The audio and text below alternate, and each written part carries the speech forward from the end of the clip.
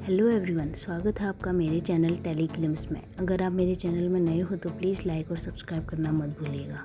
Colors TV के most popular show barrister बाबू में आज के एपिसोड में आप देखेंगे अनिरुद्ध बोंदिता को देखकर दरवाज़ा बंद कर देता है। बोंदिता नीचे टेलीफोन गिरा हुआ देखकर काफ़ी उदास हो जाती है और जैसे ही अनिरुद्ध दरवाज़ा बंद करता है वो चिल्लाती है पति बाबू करके। अनिरुद्ध अपने आप को रोकता है कि वो बोंदिता के पास ना जाए और वो काफ़ी असहाय हेल्पलेस महसूस करता है और वो रोने लग जाता है अपनी इंटेंशन को याद करके कि उसने मनोरमा से शादी क्यों की। ये एक फेक मैरिज है और वो सोचता है कि बोंदिता तुम मुझे माफ़ करना अगर हो सके तो। वो अपने मन में ऐसा सोचता है। वहीं अगले सीन में त्रिलोचन बिहारी को बोलता है कि बोंदिता को देखकर काफ़ी दुख लगता है। वो बोलता है कि मुझे समझ नहीं आ रहा है कि मैं बोंदिता को कैसे समझाऊं। और तभी वो बिहारी को बोलता है तुम यहाँ से जाओ और मुझे अकेला रहना है। अगली सुबह त्रिलोचन बिहारी पे चिल्लाता है और बोलता है कि ये चाय किसने बनाई है, इसका स्वाद कितना ख़राब है। बिहारी बोलता है बोंदिता ने आज चाय नहीं बनाई है क्योंकि वो काफ़ी परेशान है। तभी वहाँ अनिरुद्ध आ जाता है और त्रिलोचन से पूछता है कि आज घर को क्यों नहीं सजाया गया है। क्या आप सब लोग मनोरमा के स्वागत के लिए खुश नहीं हैं? क्या आप रस्म नहीं करेंगे घर को? और तेज़ बोलता है घर को सजाएं, लोगों को इनवाइट करें। आज मेरी पत्नी का वरण है, मैं इस दिन को अच्छी तरीके से मनाना चाहता हूँ। और वो ज़ोर से बोलता है ताकि बोंदिता उसको सुने।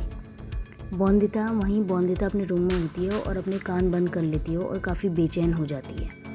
वहीं अगले सीन में मनोरमा अपने रूम में तैयार होती है और उसके कान की इयररिंग्स नीचे गिर जाती है। वह उसे नीचे लेने के लिए झुकती है। इसी बीच वहाँ संपूर्णा आ जाती है और मनोरमा के बॉक्स को चेक करती है और सोचती है कि देखे तो सही ये अपने घर से क्या लाई है।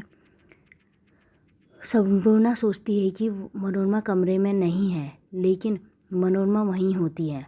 मनोरमा ये सब सुन लेती है और वो डर जाती है कि कहीं संपूर्णा के सामने उसका मिशन के बारे में उसको पता न चल जाए कि वो क्रांतिकारी है।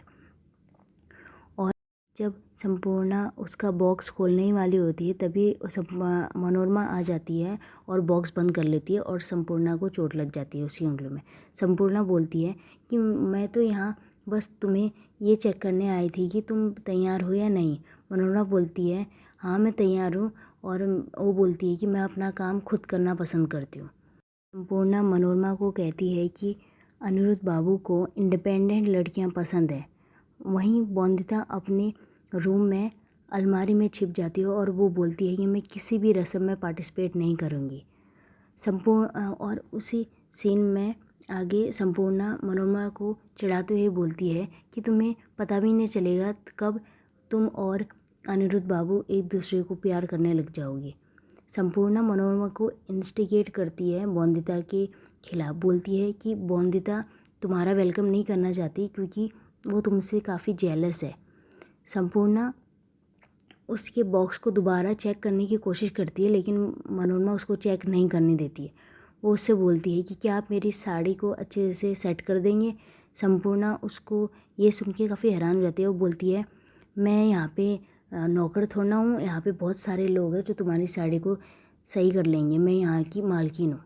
मनोरमा बोलती है और मनोरमा सोचती है कि मुझे अपने मिशन के बारे में किसी को पता नहीं चलने देना चाहिए। वहीं संपूर्णा बोंदिता के रूम में आती है और उसको बुलाती है और उसको बोलती है कि रस्में हो रही हैं और वो उसको बोंदिता को जानबूझ के उसको हर्ट कर रही है। अनिरुद्ध के बारे में बार बोल के कि अनिरुद्ध यहाँ नहीं आएगा। बोंदिता बोलती है वो आएंगे और मुझसे माफ़ी मांगेंगे, जब तक वो माफ़ी नहीं मांग लेते तब तक मैं ये अलमारी से बाहर नहीं आऊँगी। संपूर्णा बोलती रहती है कि अब मनोरमा ने तुम्हारी जगह ले ली है अनिरुद्ध के दिल में। वो बोलती है कि वो मनोरमा को कभी नहीं छोड़ेगा। बोंदिता काफ़ी इमोशनल रहती है और वो रोने लग जाती है।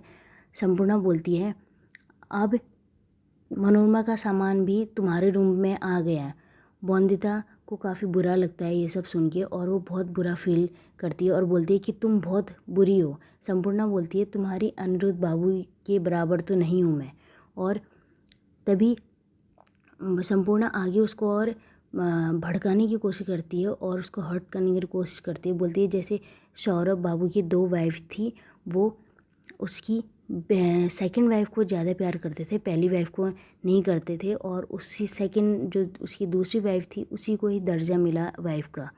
ऐसे ही मनोरमा को अनिरुद्ध बाबू अपना वाइफ का दर्जा देंगे लेकिन तुझे नहीं देंगे, वो ये सब बोल के उसको भड़काती है।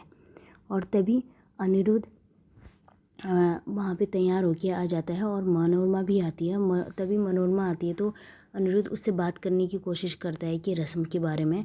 तो अनिरुद्ध मनोरमा से बोलता है कि मैंने तुम्हें बताया नहीं, सॉरी, रस्मों के बारे में।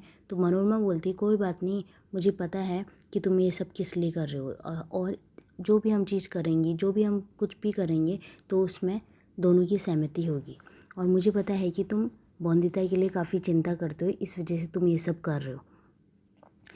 और वहीं दूसरे सीन में संपूर्णा उसको भड़का देती है काफ़ी बॉन्दिता को और वहाँ से आ जाती है। बॉन्दिता काफ़ी गुस्सा हो जाती है और वो बॉक्स से बाहर आती है और अनिरुद्ध को देखती है कि गांव की औरतें अनिरुद्ध और मनोरमा को चिढ़ा रही हैं और मनोरमा की तारीफ़ कर रहे हैं। बॉन्दिता ये सब सुन के काफ़ी उसको दिल टूट जाता है। संपूर्णा अनिरुद्ध को बोलती है कि ये जो सिंदूर है ये मनोरमा के मांग भर दो इससे। तो त्रिलोचन ये सब सुन के काफ़ी बुरा लगता है उसको। बॉन्दिता वहाँ आती है, काफ़ी गुस्से में आती है और वो जो सिंदूर की प्लेट होती है उसको गुस्से से गिरा देती है और वो जितना भी सिंदूर है उसके ऊपर ही गिर जाता है। अनिरुद्ध वहाँ से जाने की कोशिश करता है लेकिन बॉन्दिता उसका हाथ पकड़ लेती है और वो कहती है कि आपने मुझसे प्रॉमिस किया था कि आप हमेशा मेरे साथ रहोगे, हमेशा और हमेशा मेरे लिए खड़े होगे, लेकिन आज आप किसी और लड़की के साथ क्यों हो?